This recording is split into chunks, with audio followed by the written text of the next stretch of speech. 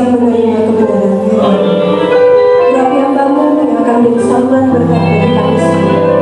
Berkati semua kami tanpa terkecuali, supaya kami boleh berkonsentrasi untuk menerima semua yang terbaik daripada Tuhan. Terima kasih Tuhan Yesus, terima kasih.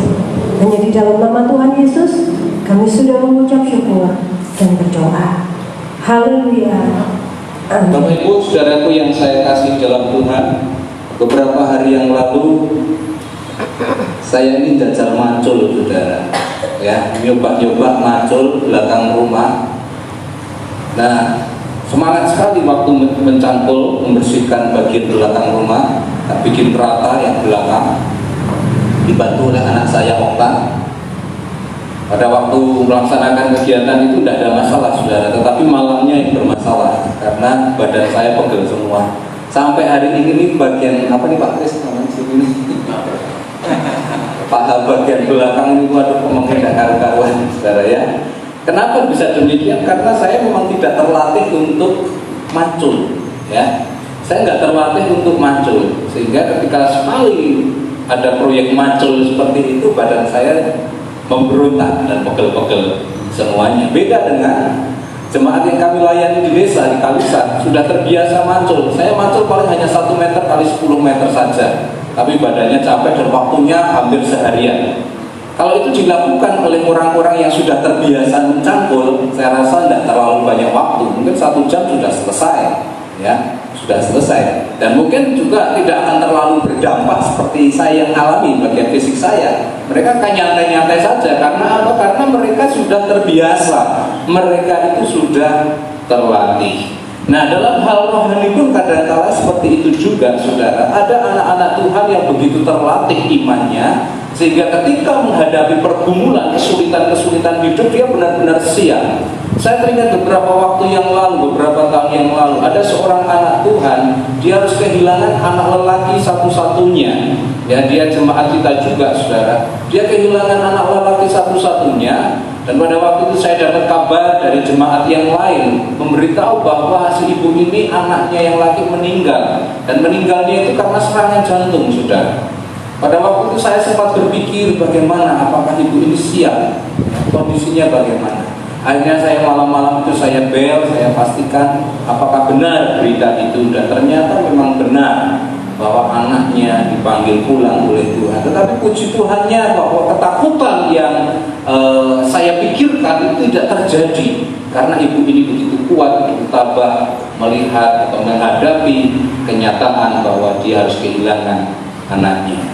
Nah, saudara, kita melihat ada orang-orang yang stamina rohaninya, kualitas kehidupan rohaninya begitu kuat, tetapi tidak jarang kita menemukan anak-anak Tuhan yang kualitas kerohaniannya sangat-sangat lemah. Baru menghadapi permasalahan sedikit, khawatirnya sudah bergejolak. Baru menghadapi masalah sedikit, ketakutannya mulai berlebih-lebih. Baru menghadapi masalah sedikit, sudah protes kepada Tuhan. Baru menghadapi masalah sedikit, sudah menyalahkan orang lain dan lain sebagainya. Kita melihat ada satu perbedaan yang luar biasa. Mungkin masalahnya sama, tetapi kenapa respon orang-orang yang menghadapi bisa berbeda?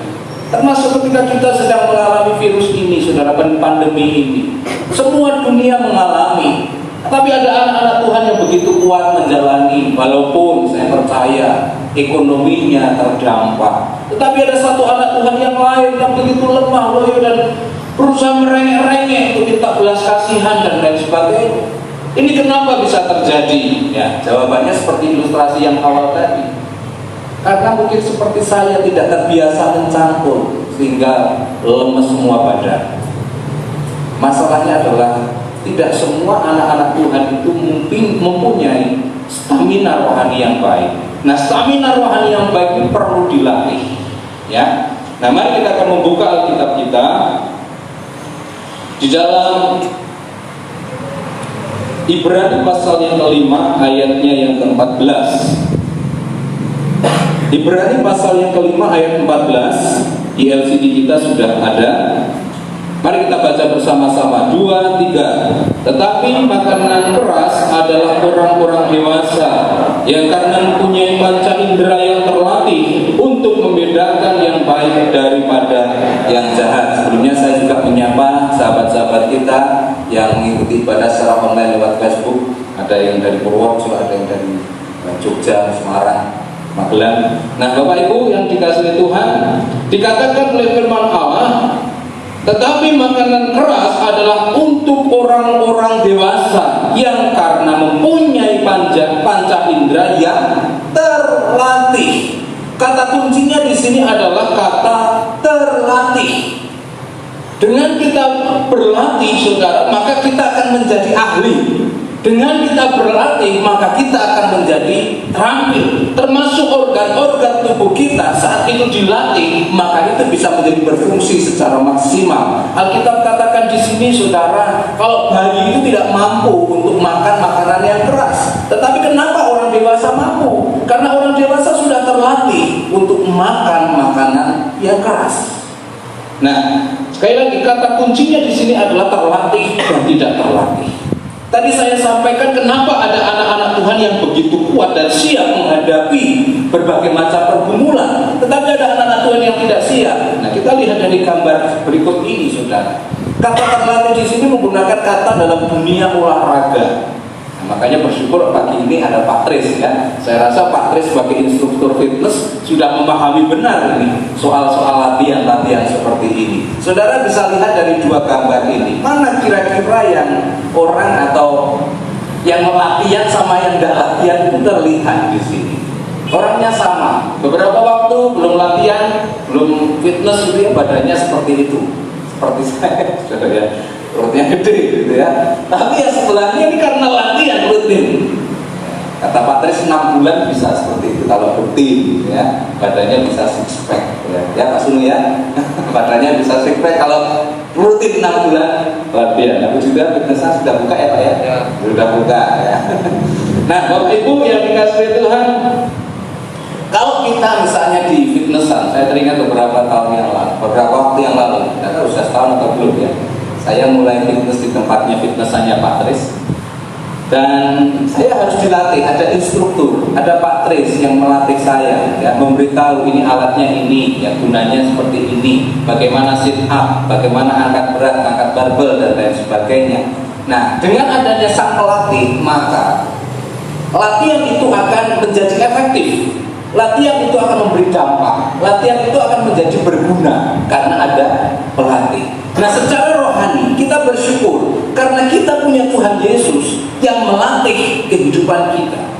Di dalam Matius pasal yang ke 11 ayat 28 dan 29 di sana dikatakan, "Marilah kepadaku semua yang letih lesu dan berbeban berat, aku akan memberikan kelegaan kepadamu," kata Tuhan Yesus.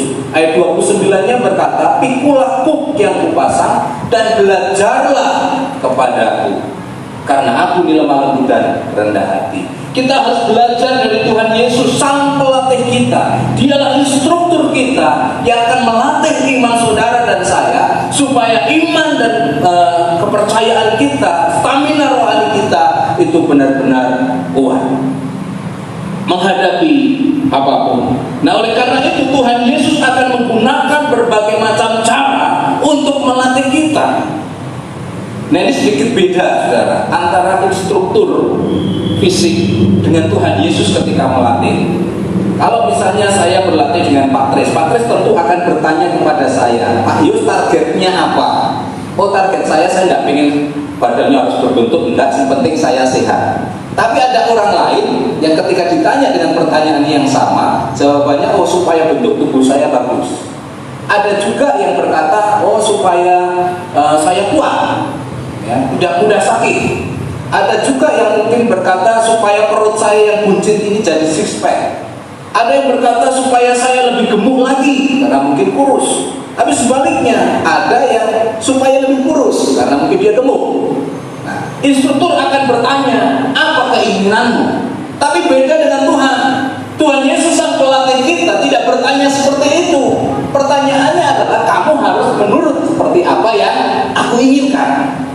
Ya.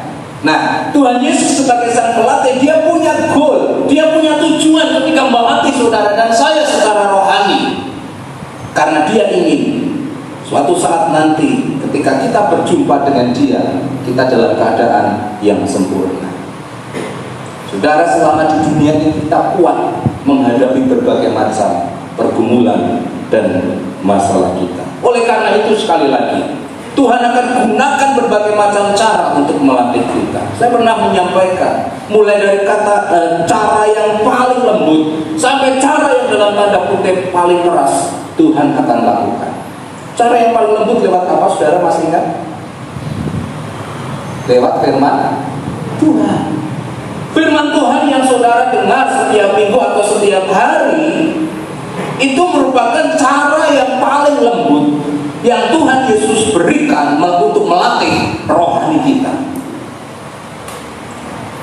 Nah, kalau dengan cara yang lembut seperti ini kok belum ada perubahan, ditegur firman Allah, bukannya bersyukur, malah munek-munek pendeta ini, dikira pendeta ini sentimen dan lain sebagainya. Padahal sudah sampai hari ini saya masih tetap berusaha, karena dalam ilmu berkhotbah homiletik, menyindir seseorang dalam khotbah itu adalah hukumnya haram, tidak boleh, ya.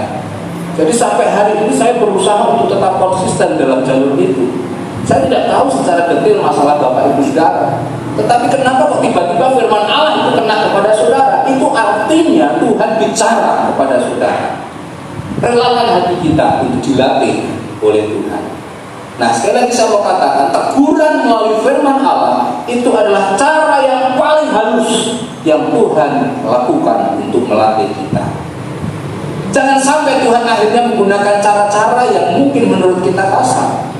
Apa cara-cara yang menurut kita kasar? Bisa melalui masalah, bisa melalui pergumulan yang tidak kunjung selesai, bisa melalui pergumulan yang sangat-sangat berat yang kita tidak mampu.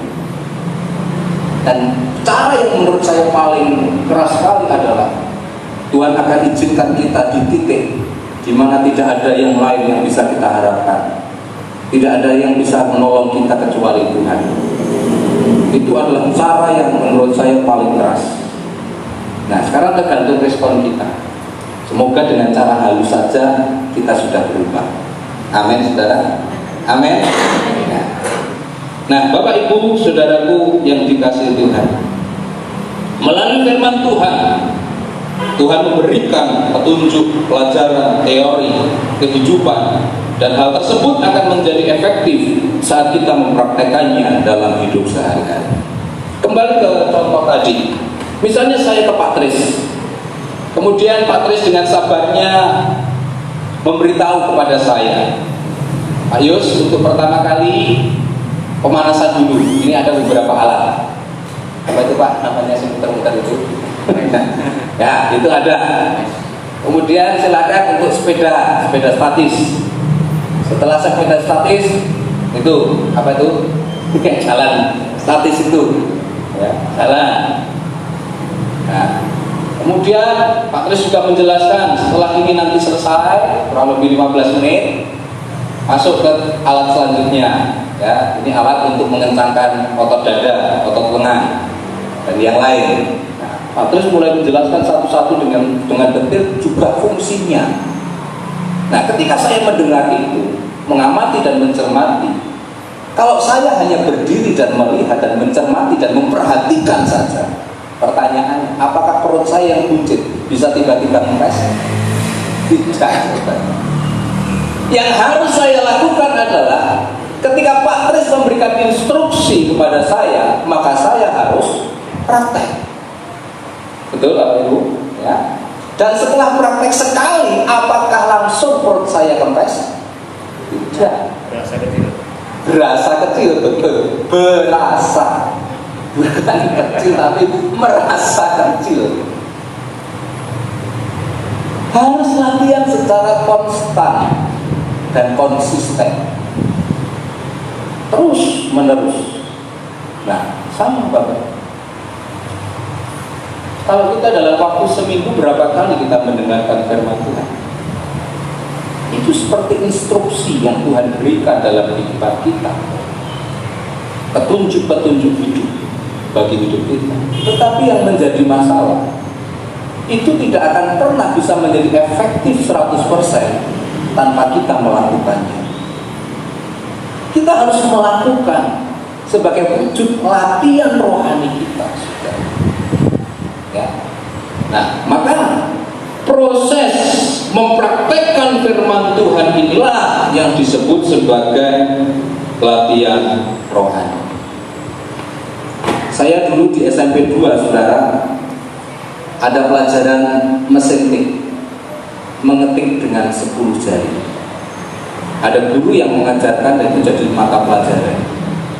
Awal-awal memang terasa sangat sulit karena sebelumnya mengetiknya pakai 11 jari, cuma telunjuk-telunjuk, tetek.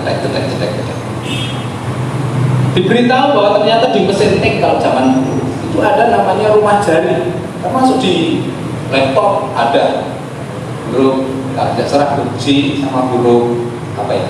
Apa itu? F ya, F dan J ya. Itu ada kayak centolan sedikit. Ternyata itu ada fungsinya sebagai rumah jari. Jadi akhirnya kalau saya mulai latihan setiap hari, jari-jari ini mulai terampil. Kelingking kiri itu untuk huruf apa? Huruf A, huruf S. Kemudian yang lain, jari-jari yang lain, jempol itu untuk spasi. Akhirnya lama-lama terlatih dan itu sangat membantu saudara pada waktu saya kuliah mengerjakan tugas-tugas. Tapi proses belajar mengetik dengan 10 jari ini tidak hanya 1-2 hari. Pada waktu ujian saya ingat mata saya ditutup, saudara. Mata saya harus ditutup dan sang guru membacakan sebuah naskah dan saya disuruh untuk ketik tanpa melihat. Apakah berhasil? Ada yang berhasil, ada yang gagal. Tetapi poinnya di sini adalah latihan itu sangat diperlukan dan itu membutuhkan waktu dan konsisten agar kita boleh benar-benar menjadi terampil. Nah, oleh karena itu, saudara, yang pertama yang harus kita lakukan ketika Tuhan melatih kita melalui firman-Nya, yang pertama bertekun. Mari katakan sama-sama bertekun. 2, 3. Bertekun dalam latihan. Tidak ada keterampilan tanpa ketekunan. Kita menjadi terampil itu karena tekun. Rohani kita menjadi kuat karena kita tekun melakukan firman. Ya. Dalam Yakobus pasal 1 ayat 25 di sana dikatakan, tetapi barang siapa meneliti hukum yang sempurna, yaitu hukum yang memerdekakan orang, dan ia bertekun di dalamnya. Jadi bukan hanya mendengar untuk melupakannya, tetapi sungguh-sungguh melakukannya, ia akan berbahagia oleh perbuatannya. Tekun dalam latihan ini, latihan apa? Latihan untuk pertama mulai mendengarkan firman Tuhan, dan yang kedua melakukan firman Allah dalam hidup kita sehari-hari. Karena itu ketika saudara dengan firman, mari lakukan. Hari ini mungkin gagal, misalnya tentang pengampunan. Oh, bisa ya mengampuni. Lakukan terus. Terus lakukan. Tekun dalam melakukan firman. Lampu yang ada saat ini kan hasil ketekunan dari Thomas Alva Edison. Kalau dia tidak tekun, mungkin kita tidak akan menikmati lampu ini. 1000 kali dia berusaha menciptakan lampu ini. Dia tekun. 999 kali dia gagal, tetapi dia ke-1000 dia berhasil. Ketekunan. Termasuk tekun dalam beribadah, walau bisa secara online, bisa secara bersama-sama. Saya percaya ketekunan itu akan memberikan hasil. Pasti memberikan hasil. Yang kedua yang harus kita lakukan adalah jangan putus asa. Jangan putus asa. Kalau kita gagal, bangkit lagi. Kita gagal, bangkit lagi. Di dalam Amsal pasal 24 ayat 16 sangat dikatakan, sebab 7 kali orang benar itu jatuh, namun ia bangun kembali. Tetapi orang fasik akan roboh dalam bencana. Jangan putus asa Bapak Ibu menghadapi situasi hari-hari seperti ini. Karena Tuhan sedang benar-benar menyaring, memfilter mana anak-anak Tuhan yang benar-benar kuat dan tidak. Apa sih tujuannya? Kok tidak harus saring-saring seperti ini? Ingat bahwa di akhir zaman antara gandum dan lalang itu harus dipisah. Akan terlihat mana anak-anak Tuhan yang sungguh-sungguh atau tidak, melewati ujian, pergumulan, masalah-masalah kehidupan. Dalam Ibrani pasal 12 ayat 5 dan 6 di sana dikatakan, dan sudah lupakah kamu akan nasihat yang berbicara kepada kamu seperti kepada anak-anak? Hai anakku, janganlah anggap enteng didikan Tuhan, dan janganlah putus asa apabila engkau diperingatkannya. Karena Tuhan menghajar orang yang dikasihinya, dan Ia menyesal orang yang diakuinya sebagai anak. Janganlah kita putus asa, don't give up. Ya, mari katakan kanan kirinya dari jauh, jangan putus asa. Ya. Apapun masalahmu, jangan putus asa. Saya kira di duit terapopo, besok lah mesti di duit. Ya. Tuhan pasti akan cukupkan semuanya. Ya, asal kita jangan lupa bertekun. Ojo putus asa, jangan putus asa. Semua masalah harus ada solusinya. Pada dengan semua masalah pasti ada solusinya, amin. Tapi orang yang putus asa, dia akan kehilangan solusi. Selagi saudara masih punya lutut, berarti masih ada harapan. Apa artinya? Bukan berarti selalu literal, saudara. Anda kan di bukan itu maksudnya. Lutut itu artinya berdoa. Selagi saudara masih mau berdoa, pasti ada jalan keluar. Tapi sampai berdoa saja kita sudah putus asa, terus saudara mau cari jalan keluar mana? Karena sampai hari ini tidak ada jalan keluar yang lebih efektif daripada doa. Kalau doa nanti harus putus asa, ya saya tidak tahu harus berbuat apa. Kan jujur kita manusia itu kadang-kadang terbatas. Utak itu tidak mampu untuk mengurai masalah kita. Karena mungkin seperti benang ruwet secara lubiran tadi. Tapi anak-anak Tuhan kita masih punya solusi lewat Tuhan. Oleh karena itu jangan putus asa. Kalau saudara pernah dengar seorang pebasket Amerika di era tahun 90-an dan 2000 awal, namanya Michael Jordan. Tahu yang Michael Jordan ya? Pasti tahu kan? Nah, terkenal sekali dengan slam dunk-nya. Dia bisa melompat 3 meter, saudara. Kering, terbang. Klubnya namanya Chicago Bulls. Saya sangat suka dengan ini pemain, memang bagus sekali. Dia termasuk salah satu pemain yang paling bergemilang di basketball Amerika yang namanya NBA. Paling gemilang, paling dicatat dalam sejarah Michael Jordan. Tapi tahukah saudara bahwa di balik keberhasilannya dia pernah berkata seperti ini, saya telah gagal dalam 9.000 tembakan bola keringnya. Saya telah kalah hampir 300 pertandingan. Saya 26 kali gagal saat dipercaya menembakkan bola yang memenangi pertandingan. Artinya kan biasa di detik terakhir itu skornya sama, dan Michael Jordan 26 kali menjadi penentu, tetapi dia tidak berhasil. Saya gagal dan gagal lagi dalam kehidupan, dan itulah mengapa saya sukses. Artinya apa? Artinya dia tidak pernah putus asa, tidak pernah berhenti mencoba. Saudara, saya melihat saudara di sini masih komplit semua tangan kaki. Artinya masih ada jalan, masih ada solusi. Ayo bergerak, jangan putus asa, jangan berdiam diri, saudara. Percayalah, walaupun kita dari rumah, saudara masih bisa berkarya, masih bisa melakukan sesuatu. Jangan putus asa. Termasuk ketika melakukan firman Allah. Mungkin rasanya berat melakukan firman, tapi jangan putus asa. Terus lakukan firman. Dan bagaimana solusinya yang terakhir? Supaya kita tetap kuat dan tidak putus asa. Maka yang ketiga ini yang penting.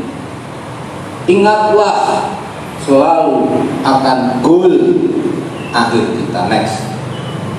Inilah yang menjadi kunci utama supaya kita tekun, supaya kita tidak mudah putus asa. Ini kunci utama. Lihat pada goalnya, terakhirnya itu.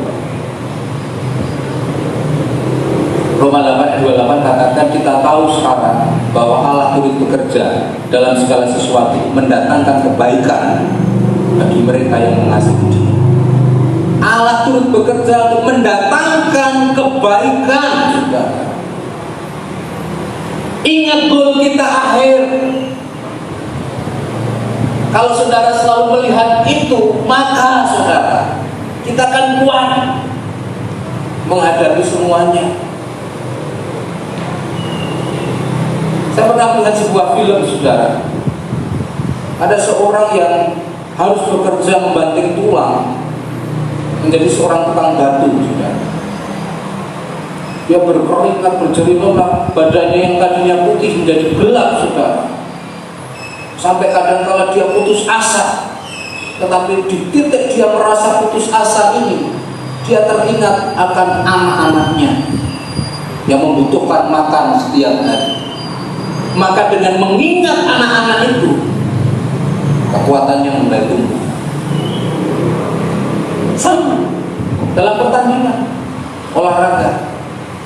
Kenapa para olahragawan ini ketika mereka bertanding kok ngotot sekali? Mas Bowo yang senang sepak bola, kenapa harus lari-lari? Wes nyantai-nyantai.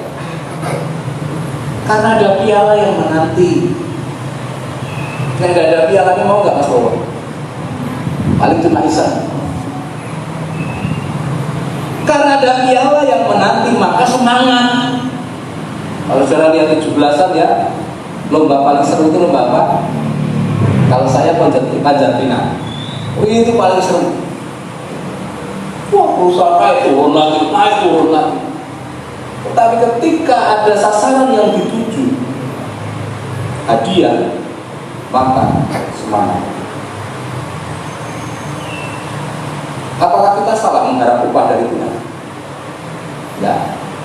Paulus katakan, aku berlari-lari untuk mendapatkan hadiah, panggilan surga.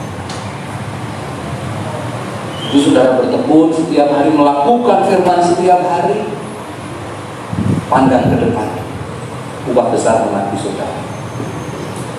Kalau tidak diterima di dunia, ya pasti Tuhan simpan untuk kekekalan. Maka Bapak Ibu yang dikasihi Tuhan, ini sekaligus menjawab pertanyaan kita beberapa waktu yang lalu. Kenapa seorang Kristen orang baik kok harus menderita? Kenapa orang baik harus diuji? Apalagi orang yang Kristen yang sungguh-sungguh. Kenapa kok harus mengalami beban masalah? Dalam Mazmur pasal 73, Asaf bergumul. Seorang bernama Asaf. Kok wong-wong sing ora kenal Tuhan uripe mulya-mulya. Sementara kita yang melakukan firman kok harus mengalami kesengsaraan. Boleh iso tuh hidup lancar, lempeng aja lah. Karena sih muda kaya raya, tua kaya kaya, mati masuk surga. Tapi kenapa kok tidak seperti itu? Ingat saudara dan saya ditetapkan oleh Tuhan untuk besok tidak hanya sekedar masuk surga, tapi kita memerintah bersama dengan Tuhan. Tidak ada yang amin, saudara. Saudara cuma pengen masuk surga kok. Jangan seperti itu. Saudara disiapkan Tuhan untuk besok itu merintah bersama dengan Tuhan di surga, di langit dan bumi yang baru. Maka kan Tuhan tentu punya kriteria. orang-orang yang berkualitas yang akan duduk dalam pemerintahannya, dan kualitasnya itu bukan penilaian manusia. Boleh kita di dunia ini dianggap remeh, tetapi penilaian Tuhan tidak lihat seperti itu, penilaian manusia. Tuhan melihat apakah kita konsisten melakukan firman. Setiap perkara kecil Tuhan percayakan perkara yang besar. Tuhan siapkan kita besok pemerintah, maka Tuhan akan membentuk saudara sedemikian rupa. Maka jangan heran ya, masuk kita itu ya, kita semua orang yang takut akan Tuhan, ujiannya lebih banyak. Abraham ujiannya berat, apalagi Ayub sangat berat. Coba kita lihat Yakobus 5:11. Sesungguhnya kami menyebut mereka berbahagia, yaitu mereka yang telah bertekun, karena kamu telah mendengar tentang ketekunan Ayub, dan kamu telah tahu apa yang pada akhirnya disediakan Tuhan baginya, karena Tuhan Maha Penyayang dan penuh belas kasihan. Ayub harus melewati berbagai macam latihan yang sangat berat. Tapi saudara tahu bagaimana akhir cerita Ayub? Bahagia. Saudara tahu Abraham ujiannya sangat berat. Saudara tahu Abraham masa depannya bahagia. Bahkan surga pun diwakili oleh Abraham. Pangkuan Bapak Abraham. Saudara kan pangkuan Bapak Abraham, ilustrasi dengan Yesus itu tentang Firdaus.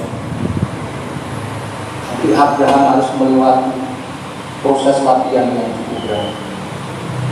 Sama, mungkin hari-hari ini saudara sudah dilatih berat rasanya, tapi ingat akhirnya semuanya akan baik dan indah pada waktunya. Ayat terakhir 1 Petrus 1 ayat 7. Maksud semuanya itu ialah untuk membuktikan kemurnian imanmu yang jauh lebih tinggi nilainya daripada emas yang fana, yang diuji kemurniannya dengan api, sehingga kamu memperoleh puji-pujian dan kemuliaan dan kehormatan pada hari Yesus Kristus menyatakan dirinya. Maka dalam zaman dulu yang saya sangat senang, Yesus itulah satu-satunya, dan sebagainya. Refnya berkata apa? Oh haleluya, puji Tuhan, upahmu besar di surga. Ya, jadi lagu itu jadi lagu wajib saudara.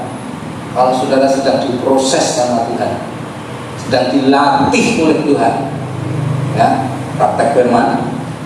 Ketika mulai putus asa, nyanyi lagu itu. Oh haleluya, puji Tuhan, upahmu besar di surga. Istri-istri ketika melihat suamimu mulai mengeluh atau sebaliknya, langsung ngomong, daripada patuh, ya, daripada bentrok, lebih baik ngomong, jika suaminya sedang misah-misah, nyanyi, oh haleluya, puji Tuhan, upahmu besar di surga. Ingat goal akhir kita. Jadi Bapak Ibu, Alkitab katakan, barang siapa kukasihi, dia akan kutegur. Jadi saya berdoa supaya kita semua menjadi strong people with strong spirit, manusia dengan spirit roh yang kuat. Untuk kuat kita perlu dilatih oleh Tuhan. Latihan mempraktekkan firman, tidak hanya sekedar mendengar. Tetap tekun, jangan putus asa, ingat goal akhir kita. Tuhan Yesus memberkati Bapak Ibu Saudara semua. Mari kita akan berdoa. Terima kasih Tuhan, biarlah kebenaran firman-Mu ini tercerna dalam hidup kami, dan kami akan melakukan dalam hidup ini Tuhan. Kami tahu proses yang terjadi merupakan proses latihan yang Tuhan sedang kerjakan dalam kehidupan kami, karena Tuhan ingin supaya kami tidak hanya menjadi orang-orang gampangan, tetapi Tuhan ingin kami menjadi bangsawan-bangsawan surgawi yang suatu saat nanti memerintah bersama dengan Tuhan. Oleh karena itu kami menyadari bahwa apapun Tuhan akan pakai untuk melatih kehidupan kami agar kami bisa menjadi pelaku-pelaku firman. Hanya beri kami kekuatan Tuhan. Jangan biarkan kami menjadi putus asa. Kami mohon kekuatan daripada Tuhan menaungi kehidupan kami sehingga kami dimampukan menjalani proses latihan ini dengan lebih baik. Dalam nama Tuhan Yesus, mari kita berdiri.